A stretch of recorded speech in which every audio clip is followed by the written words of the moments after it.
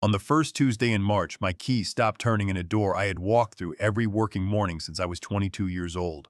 Somebody had changed the lock overnight, and taped inside the glass, facing out at me, was a sheet of paper that said, "Authorized personnel only." I stood there in the dark with my thermos under my arm, and I read that sign 4 times. It is a strange thing, reading words you know how to spell and not being able to understand them.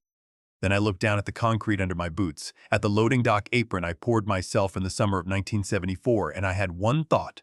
Hold on to it, because everything else in the story hangs off of it. The young man who changed that lock had never once asked who owned the ground he was standing on. My name is Elmer Sonnenberg. Everybody in Cordway County has called me Bud since the 2nd grade, and I am 80 years old. For 51 of those years, I held a cheesemaker's license from the state of Wisconsin, which is a thing we do here that they do not do anywhere else in this country. In most states, a plant can hire anybody with 2 hands. Here, the person standing at the vat has to be licensed as a person. Not the building, not the company, the person. I want you to remember that too. Before I go any farther, do me one small favor. Down in the comments, name the room you were sitting in while you listened to me, the kitchen, a truck, a chair by a window, a hallway outside somebody's door, just the room. That is all I want. There is a reason I am asking, and I will give it to you before we are done tonight.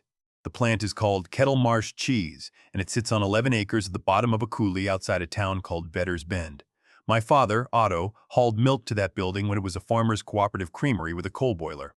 I started in the washroom the June I turned 16, and I got my license at 29, and I was the third master cheesemaker that county ever produced in aged cheddar and in brick. I am not saying that to brag. I am saying it because a man who has done one thing for 51 years is easy to underestimate, and being underestimated is the only real advantage I have ever had in my life. My wife was named Adeline. Everybody called her Addie. She cooked hot lunch at the Vedder's Bend School for 31 years, and she kept the plant's books at the kitchen table at night with a pencil behind her ear. She died 2 years ago in April, sitting in her chair with a crossword folded on her knee. There was no warning, and there was no long sickness, and I have gone back and forth about whether that was a mercy or a robbery. Some mornings I still make 8 cups of coffee.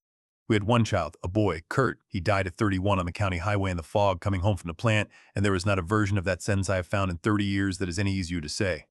Kurt left a daughter, Marnie. Addie and I raised her from the time she was 5. She is 35 now. She runs the make-room floor, and she has a girl of her own named Iris, who is 11 and who is the loudest human being ever produced by our family.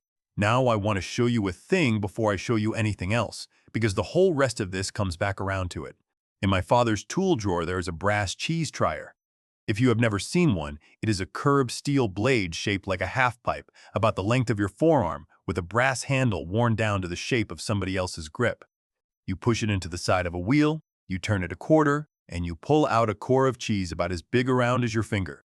That core tells you everything: body, break, moisture, whether the paste is closing up right, or whether you have gas holes coming. You taste an inch off the end of it, and then you do the part that everybody forgets. You take what is left of that core, and you slide it back into the hole it came out of, and you press it flush with your thumb, and you rub the rind smooth. 2 weeks later, you cannot find where you were. A wheel heals if you let it. My father taught me on that trier, and I taught Kurt on it, and I taught Marnie on it. And last summer, I stood Iris up on an empty crate in the cellar and taught her. One core. Taste it. Put the plug back. She got it in her head that the wheel could feel it, and she apologized to a 200-pound block of cheddar, out loud, and then she asked me if it forgave her. I told her cheese does not hold a grudge. Only people do, and only the ones who never learn to put the plug back. Now, the reason I was standing outside a locked door in March. The plant was coming up on 75 years since the cooperative charter, and there was going to be an open house in July with a ribbon and the county dairy ambassador and the weekly paper. And I had a small itch that I could not scratch, which was that my mail had stopped coming. Not all of it. The junk still came. But the plant mail, the license paperwork, the notices from the state, the land tax bill on the 11 acres, all of that had gone quiet somewhere around Thanksgiving. When I asked about it, I was told, kindly, that they had moved the plant's mail to a box in town to keep the office from turning into a paper mill. It was said in the tone you use with an old man who has misplaced his glasses. I remember that I said, "Well, that is probably smart." And I remember that I felt something go a little bit cold in the back of my neck, and I remember that I decided I was being a sour old crank and I let it go. I will not dress that up. That was the first day I could have stopped all of this. I did not stop it. I let a young man be kind to me about my own mail. The young man's name is Von Prill. and he is married to Marnie, which makes him my granddaughter's husband and Iris's father. And I need you to understand that I picked him. He came to Kettle Marsh at 24 off a hog operation that had gone under with a wrist he had broken twice and no trade. I put him in the washroom where I started. Anybody who tells you they can judge a man in a week is lying. But you can judge a man in a washroom in about 3 days because it is hot, it is loud, it never ends, and nobody is watching. He never once left the hose coiled wrong. So I moved him to the bat. Then I signed for him. In this state, to get licensed, you put in hours of on-the-job training under somebody who already holds a license, and you sit a written exam, and somebody has to certify those hours with their own name. I certified Vaughn's. I sat with him at my kitchen table with Addie feeding us pie, and I drilled him on starter cultures and titratable acidity until he could say it in his sleep. He passed on the first try. He was the first man I ever sponsored who was not blood, and then 4 years later he married Marnie and he was blood. I made him plant manager 9 years ago. And here is the ugly part, the part I have not said out loud to anybody until right now. I did not make him manager because he was ready. I made him manager because I was 70 and I could not stand the idea of not having a reason to walk in that door at 4 in the morning, and a manager needs somebody above him, and as long as he was manager, I was still something. I dressed that up as succession planning. It was not succession planning. It was an old man buying himself a chair, and I never told him what the plan actually was, not the whole shape of it. He thought I was a retired cheesemaker who had sold the business to the family corporation in 1999 and now came in to fuss with the seller because I had nowhere else to be. That is exactly what I look like. Coveralls with my name stitched on them, a truck with a bad heater, a house with a paid-off mortgage, and a chest freezer full of venison. I let him think it because it is comfortable to be underestimated and because I have never in my life known how to say the sentence out loud. 2 summers ago, Vaughn bought a line. It was a used automated block cutter and vacuum packaging line out of a plant that closed in Michigan, and it was not a stupid idea. Everything is going to retail, cut, and wrap. He financed it on a 5-year note through the ag lender in the county seat, and that note had what they call a balloon at the end of it, which means the payments are small, and then one day, the whole rest of it comes due in a single lump all at once like a bill you agreed to send yourself in the future. Then the grocery chain that took our co-packing dropped us for a bigger house in Illinois. That was 14 months of volume gone in one phone call, and it was nobody's fault, and it was not Vaughn's fault. I want that on the record. What was his fault is what he did next, which was nothing, for a long time, alone. I watched him change and I told myself it was stress. He quit eating lunch with the crew. He started calling me Bud in front of people instead of what he used to call me, which was Grandpa Bud, said like a joke and meant like it was not a joke. He put a lock on the office file cabinet. Little things. And then in January, he started telling a story. The story was that I had left the vat heater running overnight in the small make room. He did not tell it to me. He told it in a way that got to me sideways, the way things do in a town of 900 people, through a woman at the church who touched my arm and asked, in that soft voice, how I was doing lately, really? I had not left the heater on. I know I had not, because I've shut that heater off in a particular order since the Ford administration. Hood damper first, then gas, then the wall breaker, and I do it out loud. But here's the thing about being 78. When somebody says, did you leave the heater on? You do not get to just say no. You get to stand there and audit 51 years of your own mind in front of them, and they get to watch you do it. And the watching is the whole point. By February, I was down to 2 days a week at the plant, and both of them were days he was not there. And then came the first Tuesday in March, and the new lock, and the sheet of paper and the glass. I did not pound on the door. I did not call anybody. I sat in my truck in that lot with the engine running and the heater blowing on my knees until the sky went from black to gray, and I watched the crew come in one at a time and use a little plastic fob on a reader that had not been there on Friday. Then I drove home and I sat at Addie's kitchen table, and I tried to remember something that had been sitting in the back of my head for 26 years, quiet as a stone. Because in the fall of 1999, when we set the business up so that it would outlive us, Addie made me go into town on a Thursday and sign a piece of paper that I did not think mattered. I remember arguing with her about it in this kitchen. I remember she had the pencil behind her ear. And I could not remember, try as I might, whether I had ever told one living soul on this earth what that paper said. A town like ours does not argue with you. It just quietly reassigns you. By the 3rd week of March, I had been moved without one word being said to my face, from the man who built the plant to the old fellow they had to be careful with. At the diner on Main, Verna started bringing my coffee before I ordered it, which she had done for 30 years, but now she would set it down and pat my shoulder, and the patting was new. At church, two men my age who used to argue with me about the Packers started asking me if I was sleeping all right. Nobody ever said the word. In a small town, nobody has to say the word. They just take the sharp corners off the room before you walk into it. Marnie came out to the house on a Sunday with a casserole she did not need to bring, and she sat across from me at the table and she cried a little, and then she said the thing I could tell she had been assigned to say. She said, "Grandpa, nobody thinks you did anything wrong. We just cannot have the state walking in on a heater left running. It is the license. It is everything." I asked her if she believed I'd left it on. She said she believed that Vaughn believed it. If anybody has ever handed you a sentence built like that one, you already know the rest of this story. She was not lying. She was not against me. She was standing in a doorway with a man on one side and an old man on the other, and she was trying to get through the day. That is how these things actually happen in real families. Nobody puts on a black hat. Somebody just gets tired. I did not fight with her. I asked her how Iris's science fair project was going.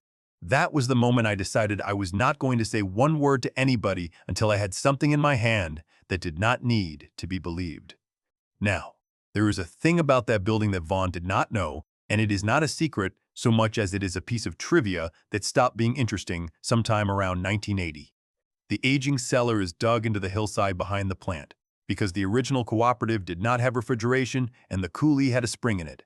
When we poured the new floor in '74, we left the old outside hatch on the north bank under a stand of box elder with a steel door and a lock that takes a flat key about as long as my hand. It has not been used as an entrance since Nixon. It is on no drawing, and that key had been on my ring for so long that I had quit seeing it. So on the last Thursday in March, at 5 in the morning, in the dark, I parked on the town road and walked down the bank and let myself into my own cellar like a thief. You have to understand what a cellar is. It is not storage. A cellar is a living room where the tenants are asleep. 52 degrees, 95% humidity. It smells like a wet stone wall and a barn and a bowl of nuts all at once, and if you have smelled it, you never confuse it with anything else. There were about 1,100 wheels in there on plank shelving, and every one of them needed to be turned and brushed on a schedule that has not changed in 3/4 of a century. I put my hand on the first rack, and I knew. You can feel an unturned wheel the way a farmer can feel a sick calf across a lot. The bottom side goes damp and slack because the moisture settles and does not get moved. Half of the racks in the third and fourth rows had gone soft on the underside, and on the north wall, where the air comes coldest and slowest, there was a shelf of 8-month cheddars with a gray-green fur on them 1/4 inch deep. Now here is what I need you to know, and it matters later. That fur is not a disaster, that is common mold on a natural rind, and the fix is a brush and a cloth and 40 minutes of somebody's time. It is a housekeeping problem. It is not a health problem, and it is not a state problem, and any license maker in this state would tell you the same. But it looked like the end of the world. And I stood there in the dark with my hand on it, and I understood, in a cold way that I did not enjoy, that somebody could take a picture of that shelf and tell a story with it. I went down the center aisle to the far end, where the plank rack is only 3 high, and I found the wheel I came to find. It is a cheddar. It is dated the 9th of October, 1996, and on the flat of it, in wax pencil, in my wife's handwriting, it says, "For Kurt, do not cut. We made it the week we buried our son." Addie came down here with me because I would not come out, and she wrote on it, and every October we came down together and looked at it and did not cut it, and that was the whole ceremony. 30 years of a thing that takes 2 minutes. It had not been turned in a long time. I turned it. That is all I did in there for the first 10 minutes. Then I went back up the bank, and I sat in my truck, and I did not go home. I drove to the plant lot at 7, in daylight, and I waited, because I had decided that I was going to ask a direct question and watch a face while it got answered. Vaughn came out to my truck. He did not look angry. That is the part I was not ready for. He looked exhausted, and he looked at the ground more than he looked at me, and when he leaned on my window frame, he did it the way he used to when he was 24 and wanted to ask me something and did not have the words. He said, "Bud, I have got to tell you something about the cellar." And he told me the cellar had a mold problem. He said the state had been out. He said we were looking at a condemnation of the aging space, and that if that happened, the plant's license was gone and 11 jobs with it, and that there was a way to keep the doors open, but it was going to mean a partner, and it was going to mean signing some things. And then he took a folded paper out of the inside of his jacket and said, This one is just a consent form. It is nothing. It is a formality, but they need your signature on it because of some old filing from when you sold the business. I looked at that folded paper on my dashboard for a long moment, and I told him what my father told every salesman who ever came down that coulee. I said, I do not sign anything standing up. I will read it at my table. I read it that night with Addie's magnifier and the good lamp. It was one page and a signature block, and it had the airy, harmless look that expensive paperwork has when somebody wants you to feel silly for slowing down. Most of it was about the parties agreeing to cooperate in good faith. Very nice words. And then, in the fourth line from the bottom, there was a phrase. Consent to assignment of lease. I sat back in that chair, and I said it out loud in my empty kitchen. Assignment of what lease? Because Kettlemarsh Cheese did not lease anything. Kettlemarsh Cheese owned its building. Everybody in the county knew that. It said so on the sign, it said so in the bank paperwork, it had said so in the paper when we did the expansion. And underneath that, way down at the bottom of my own memory, in 1999, my wife sat at this table with a pencil behind her ear and would not let go of something. I did not sleep. At 6 the next morning, I got in the truck and drove 40 minutes to the county seat with that folded paper on the passenger seat like it was a live animal, and I walked into the Register of Deeds office when the girl was still turning the lights on. If you have never been in a Register of Deeds office, it is the least dramatic room in America. Fluorescent light, a counter, a rack of big flat books, a computer terminal that looks like it came from a school. Everything anybody has ever owned in that county is in there, and it is all public, and any one of you could walk in and look up your own street this afternoon for free. I gave her the plant's address and the parcel number off my tax bill, the one I had not seen since November, and she pulled the chain of title, and she printed me 9 pages, and she charged me $1 apiece and did not once ask me why my hands were shaking. Here is what I found. In 1999, I sold Kettlemarsh Cheese, the business and the building and the equipment, to a family corporation exactly like everybody in the county thought. But I did not sell the 11 acres. The land stayed in my name. And on the same day, at the same table, we recorded a memorandum of lease. 50-year ground lease, landlord Elmer O. Sonnenberg, tenant Kettlemarsh Cheese Incorporated. Witnessed by Adeline M. Sonnenberg. It had 3 teeth in it, and my wife put every one of them there. The first one said the premises had to be operated as a licensed dairy plant. That is called a use clause. If the tenant quits making cheese there, the tenant is in breach. The second one said the lease could not be assigned, sublet, or transferred to anybody else without the written consent of the landlord. That is why there was a consent form on my dashboard. And the third one, the one that stopped my breath in that little room, said that at the end of the term, or upon a breach that was not cured, all improvements on the land revert to the landlord, the building, the office, the cellar dug into the hill. All of it comes back to whoever owns the ground. I sat down on a folding chair against the wall of the Register of Deeds office, and I put those 9 pages on my knees, and a woman I had never met brought me a paper cup of water and did not say anything, God bless her, and I thought about the fall of 1999. I had fought Addie about this. I remember the whole argument. I said we were making it complicated. I said it looked like I did not trust my own family. I said, what am I holding the dirt for? I am never going to use it against anybody. And she said, that is right. You are not. You will never use it. She said, a plant can go broke, bud. A company can be sold to somebody in a city who has never smelled the cellar. Papers can get lost and people can get talked into things, and you and I are going to be dead. She said, ground is the one thing nobody can talk anybody out of. Then she said the thing I have not been able to put down since March. She said, I am not doing this so you can win an argument someday. I am doing it so that whoever is standing here in 30 years still has to come talk to somebody who loves this place. Then she made me drive to town and sign it, and we recorded it, and then we went and had a fish fry. And in 26 years, neither one of us ever mentioned it again. Let me step out of the story for 1 minute and put this as plain as I know how.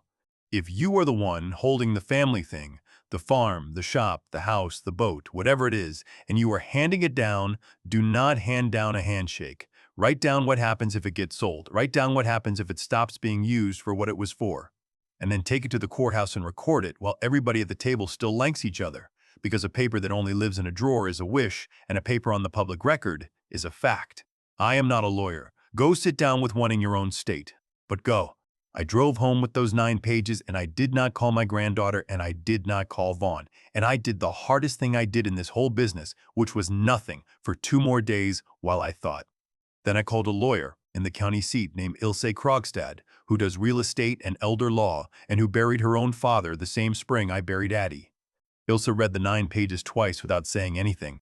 Then she took her glasses off and told me she was going to lay out what I could do, all of it, including the parts she did not recommend, and that I was going to pick, not her. She said I could send a letter through her office declaring the tenant in breach and starting the clock. Loud, fast, and it would be all over the county by supper. She said I could refuse to sign the consent and say nothing about why, and let whoever was buying run into the wall on their own. She said I could sign the consent, take a check, and be done with all of it, and she said some people in my position would, and that it would not make me a bad man. Or she said, and this is the one I want you to hear, I could do nothing at all, not out of weakness, as a choice. She said, Bud, that memorandum has been sitting on the public record since 1999. Anybody buying a building has to have a title search done. Nobody lends money on a commercial property without one. Whatever is coming is going to walk straight into that document on its own, without you saying one word, and the question you actually have to answer is not, how do I stop it? It is, where do you want to be standing when it happens? I asked her what she would want if it was her father. She said she would want to know two things first: whether the seller was actually in trouble and where my mail had gone. So that is what we did, and neither one of them required a lawsuit, and I am saying that on purpose because I expect a few of you wanted me to go through that front door swinging. First, my mail. In this state, your cheesemaker license belongs to you personally, and it renews on a schedule, and the notice goes to the address the department has on file. I wrote them a letter and put my home address back on my own license, and while I was at it, I called the county treasurer about the tax bill on those 11 acres. That is where the first crack showed, and it was not one I went looking for. The treasurer told me the land tax had been paid on time out of the plant's account, which was fine and normal.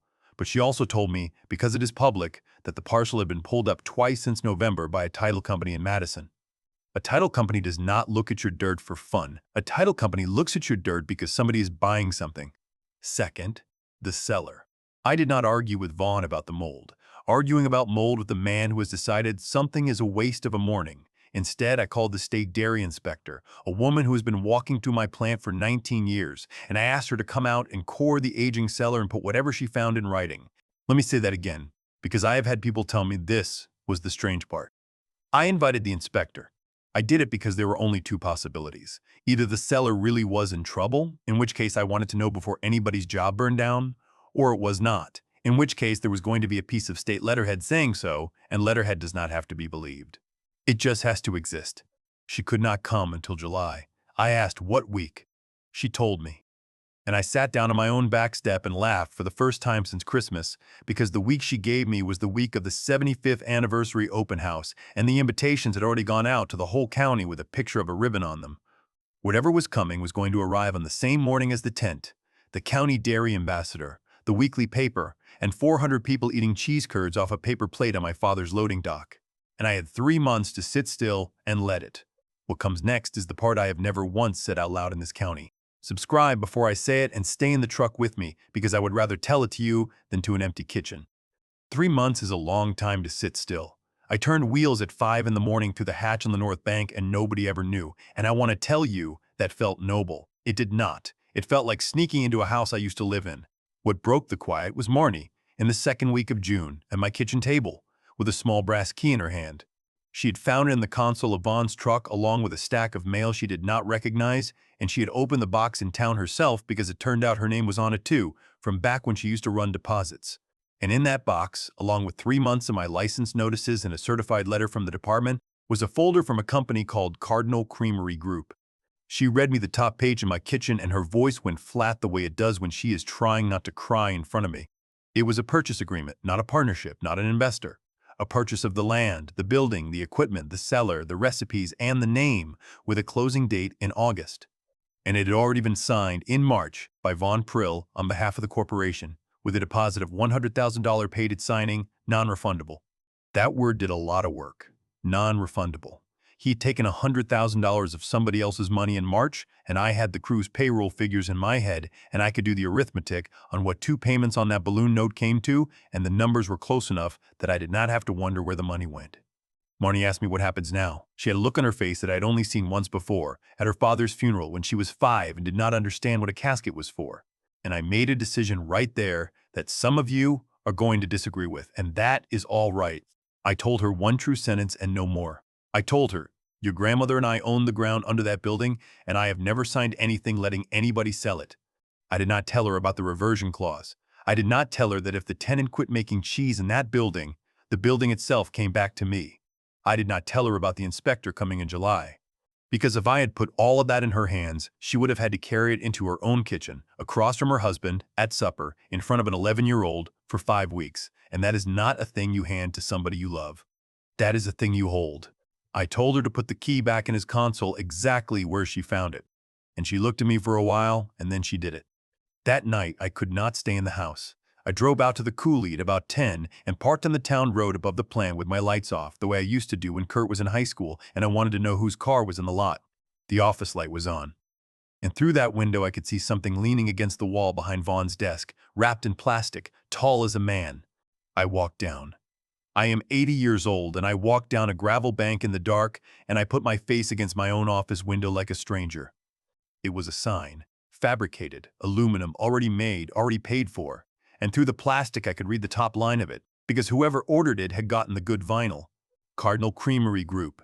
And under that, in smaller letters, a number. Site 14. Not Kettlemarsh. Not Vetter's Bend. Site 14. I stood out there in the wet grass for a while with my hand on that cold glass. And I will tell you honestly what I felt, and it was not rage. And I have thought about why ever since. What I felt was grief. And it was very specific. My father hauled milk to that building in a truck with a chain drive. 11 people were going to lose the only job in that coulee. And my son's name was written in wax pencil on a wheel of cheddar in a cellar that a company from out of state had already assigned a number to, and nobody at that company was ever going to know it was down there. A man can be angry at a person. It is a lot harder to be angry at a sign. I went home and I slept 4 hours, and in the morning I called Ilse and told her about the purchase agreement, and she asked me one question. She asked whether the buyer had done their title work yet. I told her a title company in Madison had pulled the parcel twice back in the winter. There was a long pause on that phone. And then Ilse Krogstad, who is not a dramatic woman, said, "Bud, I want you to understand something. They have already seen it. A title company that pulls a commercial parcel finds a recorded memorandum of lease in about 4 minutes, and it goes in the commitment as an exception, and the buyer's lawyer reads that commitment before closing." I asked her what that meant. She said it meant that somewhere in an office in Madison, a young attorney has a piece of paper on his desk with my name on it, and he has not yet asked the one question that ends this. And then she said, and when he asks it, he is going to ask it at the closing table or at the walkthrough, and their walkthrough is scheduled for the day of your open house, because that is the only day the whole plant is going to be cleaned up and lit. I said, "Ilse, there are going to be 400 people out there." She said, "I know. Where do you want to be standing?" The 19th of July came up hot and clean. The kind of morning where the coulee holds fog until about 8 and then gives it up all at once. They had a tent on the gravel. They had the county dairy ambassador in her sash, a nice young woman named Prudy who had done 4-H with Iris's Sunday school teacher's kids. They had the weekly paper. They had the church ladies with 2 folding tables of bars and a fry kettle and a ribbon across the loading dock door that Vaughn had ordered in the plant's colors, and they had a microphone on a stand with an extension cord running back through the washroom. I put on a clean shirt and I drove down at 8, and my key still did not work in the front door, and that was fine, because at 10 minutes after 8, a state truck came down the coulee. The inspector's name is Charlene. She has been walking through my plant since Iris's mother was in high school. She got out with a clipboard and a stainless trier of her own, and she looked at the tent and the ribbon and said, "Bud, what in the world have you got going on here?" I said, 75 years. She said, "Well, congratulations. Now show me this cellar somebody's been telling stories about." Vaughn met us at the cellar stair.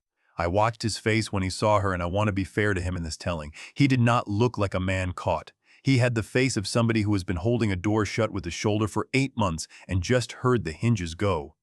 Charlene took 12 cores. She worked the north wall first, the furred shelf, because that is where you start. She pushed that trier in, turned it a quarter, drew it out, broke it, smelled it, tasted an inch off the end. Then she pushed the plug back and rubbed the rind with her thumb. 12 cores, 12 wheels. And she wrote as she went, and when she came back up the stair into the daylight, she said it out loud, in front of Vaughn, in front of 2 of the crew, in front of Marnie. She said the surface mold on the north rack was normal rind flora, poor housekeeping, brush it and turn it. She said the paste under it was clean and closing correctly, and some of it was frankly beautiful. She said there was no basis to restrict the aging space, and that nobody from her office had ever said otherwise, and she wanted to know who had told me the state was going to condemn it. Nobody answered her. She wrote her report on the hood of her truck and gave me a copy and gave the plant a copy and drove off of the coulee at 9:20, and there was still 40 minutes until the ribbon. That is when the second vehicle came down, a gray sedan with rental plates. 2 men and a woman, and they had the wrong shoes for gravel. The man in front introduced himself as the development director for Cardinal Creamery Group, and I want to say plainly that he was not a villain. His name was Preston Hom, and he had a decent handshake, and he had driven from Illinois, and he had no earthly idea what he was walking into. The woman with him was from the title company in Madison, and she was carrying a red folder. The third one was a young attorney who could not have been 35 and who looked like he had not slept. Mr. Holm looked around at the tent and the ribbon and the church ladies, and he said to Vaughn with real friendliness, "Well, this is a lot more of a party than I expected for a walkthrough." And Vaughn said, "A little too fast. Why do not we all step into the office?" And the young attorney said, "Actually, before we do anything, I have got one question I have to get answered." And he opened his folder and he looked around the gravel lot at all of us and he said, "Is there an Elmer Sonnenberg here?" I said, "That is me." He said, "Sir, our commitment shows a memorandum of lease recorded in 1999 with you as landlord. Do you still own the underlying parcel?" I said, "Yes." And the whole lot went quiet, except for the fry kettle. Vaughn said, into that quiet, "We have got the consent. It is handled. It is in the file." The attorney asked, "Executed by the landlord?" Vaughn did not say anything.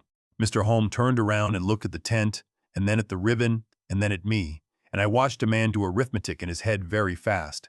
And then he said the sentence that ended 8 months. He said, "Mr. Prill, would you step into the office?" 4 people went inside. 200 and some stayed out in the gravel with paper plates in their hands and a ribbon nobody had cut, and Prudy, the dairy ambassador, stood there in her sash not knowing whether to smile, and Iris was on the loading dock in a yellow dress holding a pair of scissors bigger than her forearm. And I stood out there with them for about 90 seconds. And then I went in too, because I was the only one in that lot who knew what was in the folder, and I was not going to let it be read to him by a stranger. The plan office is 9 feet by 11. There is a desk, a file cabinet, a window unit that rattles, and a cork board with a photograph of the 1951 charter members standing in front of the boiler house. The sign was still against the wall under its plastic. Nobody mentioned it. It was the biggest thing in the room. The title woman went first, and she was very kind about it, which somehow made it worse. She laid the commitment on the desk and turned it so Vaughn could read it, and she put her finger on the exception and read the 3 teeth of my wife's lease out loud in a level voice. Use as a licensed dairy plant. No assignment without written landlord consent. Improvements revert on breach or at term. Then she said, "We cannot insure this closing without the landlord's signature, and there is no landlord's signature in this file." Then the young attorney went, and he had the second thing, and I did not know what was coming. He said separately, "We have a licensing issue. The state licenses cheesemakers individually. Our transition plan named the license maker of record at this plant, and when we verified it last week, the license on file is Elmer Sonnenberg's, not Mr. Prill's, and Mr. Prill's own license shows lapsed as of the 1st of May for non-renewal." Read that back to yourself slowly, because that is what I had to do, standing right there with the window unit rattling. He rerouted the mail so that an old man would not see his own paperwork, and the renewal notice for his own license went into that same box in town, and he was so far underwater by April that he never opened it, and it lapsed. He locked me out of my own plant with a lock he could not legally stand behind the vat of. I did not feel 1 ounce of satisfaction. I will not pretend otherwise, because I know what this kind of story is supposed to feel like. What I felt was the same thing you feel when you watch a young man run a machine with the guard off. You do not think, "Good." You think, "Oh no, put your hand back." And then Mr. Holm asked the third thing quietly, and it was the only cruel question in the room, and he did not mean it to be cruel. He said, "Mr. Prill, the deposit we wired in March, where is it?" Von Prill sat down on the corner of that desk. He is 38 years old, and he is 6'2", and he sat down like a man whose knees had quit taking instructions, and he put both hands flat on his thighs, and he looked at the floor and he said, "It went on the note. In March and in April. It is gone." And he started to cry. Not loud, worse than loud. Now, here is where I could have let it run. Everything after that point was going to happen by itself. The buyer had a fraud claim. The lender had a note going bad. The state had a plant operating with no license maker of record, but me. Somebody was going to call somebody. 200 people were standing 40 feet away with paper plates, and every single one of them was going to hear a version of it by supper, and the version they heard was going to be the version that started in that room. And my wife's paper, the one I fought her about at this kitchen table in 1999, meant that I could take the building, not sue for it, not fight about it. The improvements revert to the landlord. I could have that plant back before Christmas, and there would not be one thing anybody could do about it. I stood up and I asked those 3 people for 10 minutes. Mr. Halm looked at his attorney, and his attorney looked at the ceiling, and Mr. Halm said, "Take 15, we will wait in the car." Then I opened the cellar door and I said, "Vaughn, come down with me." There are 22 steps and the light switch is at the bottom, and I did not turn it on. I took the hand lamp off the nail like we always did. 52 degrees comes up at you all at once. He was crying so hard on the stair that he had to stop halfway and put his hand on the wall. I walked him all the way down the center aisle to the 3-high rack at the far end, and I held the lamp up and I showed him the wax pencil. "For Kurt. Do not cut." I said, "Do you know what that is?" He said, "Yes." I said, "Say it." He said, "That is Marnie's dad." And I said, "That is right. And that is why I could not sell this place to a man from Illinois either, so do not think for 1 second that I am standing here clean." Then I told him the thing I had been carrying since March, and I told it to him in the dark because some things a man can only hear when nobody can see his face. I said, "Vaughn, I never told you what this place was. I let you think you had bought a company and were running it. I made you manager at 29 because I could not stand to retire, not because you were ready. And then I never taught you the one thing that would have saved you, which is that when you are in over your head, you are supposed to walk into somebody's kitchen and say so out loud." And he said, into the wall, the truest thing anybody said all day. He said, "How was I supposed to come to you? You gave me everything. You signed for my license with your own name. You gave me your granddaughter. How do you walk into a man's kitchen after all that and tell him you broke it?" That right there is what a big kindness does when nobody puts a door in it. It turns into a wall. If you have given somebody a great deal, you had better also tell them out loud in words that there is no bill coming and that they are allowed to come back and say, "I am drowning." Because otherwise, your generosity is going to be the exact reason they lie to you. I took my father's trier off my belt and I put it in his hands. I said, "1 core." He put it in that wheel, the one with my son's name on it, the one Addie and I never cut in 30 years, and he turned it a quarter and drew it out, and his hands were shaking so bad I had to steady the lamp. It was the best cheese I have ever tasted in my life, and I have tasted a great deal of cheese. We each took an inch off the end of it in the dark, and then I made him put the plug back and rub the rind flush with his thumb, the way my father did, the way I did, the way Iris did on a crate last summer. And I said, "All right, that is what we are going to do with this whole thing." We came up those stairs together and we did not cut the ribbon. I asked Prudy for the microphone and I stood on the loading dock apron I poured in 1974, and I talked for about 2 minutes. And I have been asked 100 times since what I said, so here it is, near enough. I said, "Thank you all for coming out." I said, 75 years ago, the farmers in this coulee put up money they did not have for a boiler, and today we are still here, and we are going to keep being here under this name, and nothing is being sold to anybody. I said, "We have had a hard winter in the office, and we made some mistakes in it, mine included, and we are going to sort it out at our own table like people do." And I said, "The bars are going fast, and there are curds in the kettle, so somebody go eat." That was all. Nobody got taken apart in front of the county. You do not cut a wheel open on a folding table to find out what is inside it. You take 1 core, in the light, where the person can see you do it, and then you put the plug back. The buyer walked, and they were decent about it. Ilse worked out the deposit over about 5 weeks. Cardinal Creamery Group got the whole 100,000 back, and it came from me, secured against the 11 acres, because I would rather owe a company from Illinois than have my granddaughter's husband owe them a fraud claim. That is not charity. That was the cheapest possible way to keep a 38-year-old man out of a courtroom, and I did the arithmetic on it before I did the feelings. Then we sat at my kitchen table, 4 of us, with Ilse there, and we wrote down terms and we read every line out loud because after all this, I was never going to let anybody in my family sign a thing they had not heard with their own ears. Vaughn stepped down as manager for 2 years. Marnie runs the floor, and an outside bookkeeper from the county seat does the books and reconciles the bank statement to me, personally, on the first Monday of the month. Vaughn went back on the VAT on wages, and he is putting in his hours over again under a licensed maker, and the licensed maker is me, and I signed for him again the way I did 14 years ago, and neither one of us has ever gotten through that sentence without stopping. The balloon note got refinanced with the ground behind it. I signed that, knowingly, out loud at a table with everybody reading it, and in October, at the County Cheesemakers Association supper up at the Fairgrounds Hall, in front of about 90 people who have known him since he was 24, Vaughn Prill stood up without being asked and said what he had done. All of it. The mail, the lock, the heater story he told about me, the agreement he signed, the deposit. It took him 4 minutes, and it was the hardest 4 minutes I have ever watched anybody live through.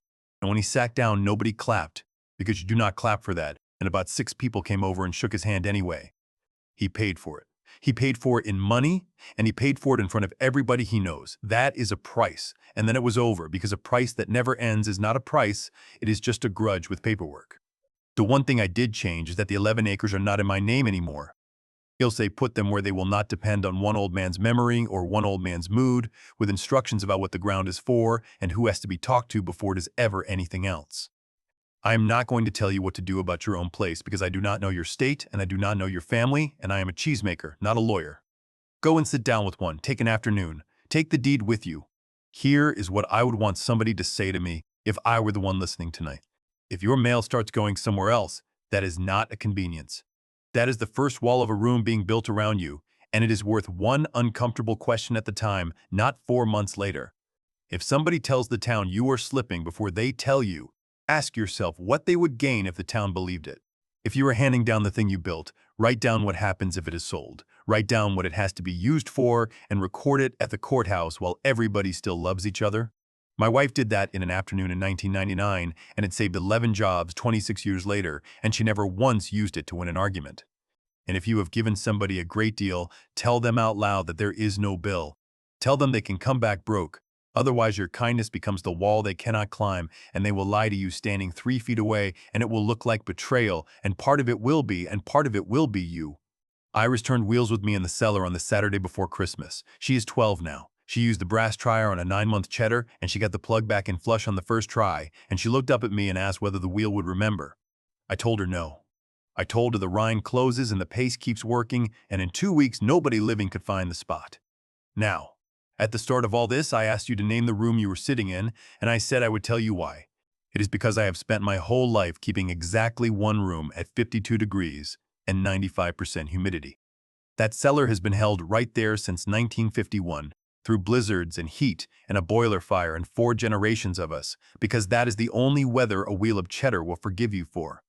I cannot control the weather outside my door, and neither can you. I could not keep my son alive on a foggy county highway. I could not keep my wife in her chair. I could not keep a young man from doing something stupid and scared in an office in the middle of a hard winter. But every one of us gets one room. One room we hold steady our whole life, no matter what is blowing around outside the door of it. Whatever room you name for me tonight, that is the one. Hold it at 52 degrees. Everything worth keeping is in there aging quietly, and it will be fine as long as somebody keeps turning it and keeps the door shut.